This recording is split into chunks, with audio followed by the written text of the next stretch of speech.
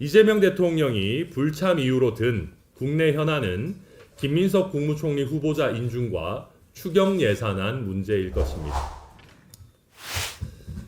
이재명 대통령님, 지금이라도 입장을 바꿔서 나토 정상회의 참석하는 것이 어떻겠습니까?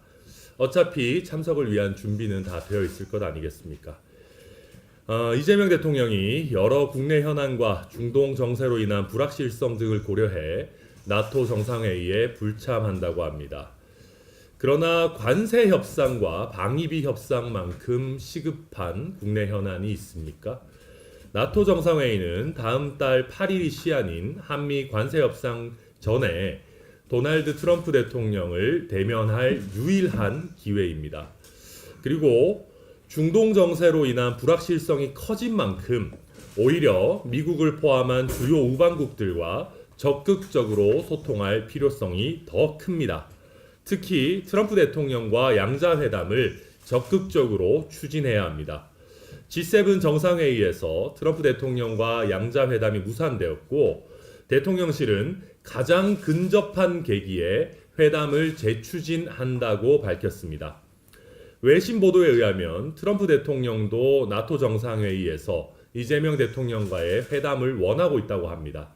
나토도 트럼프 대통령과 한국, 일본, 호주, 뉴질랜드 등 인도태평양 파트너 4개국 간 별도 회동이 예정됐다고 이미 발표한 상황입니다.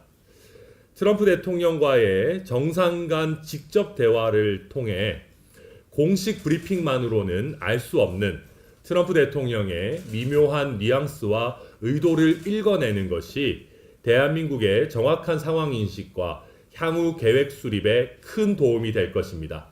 그게 바로 국익입니다.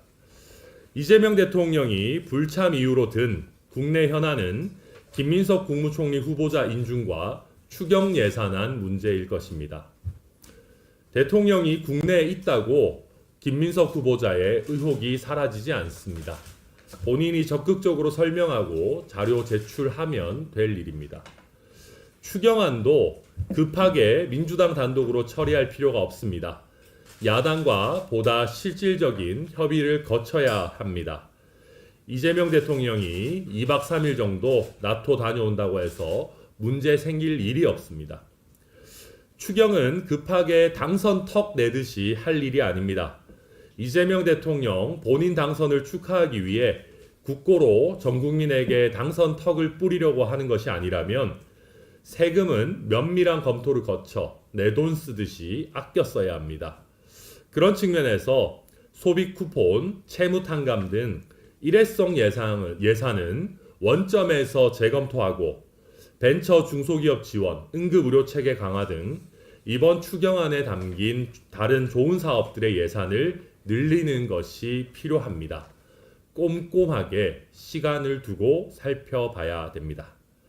이재명 대통령, 급한 나토는 불참하고 급하지도 않은 추경을 밀어붙여서는 안 됩니다.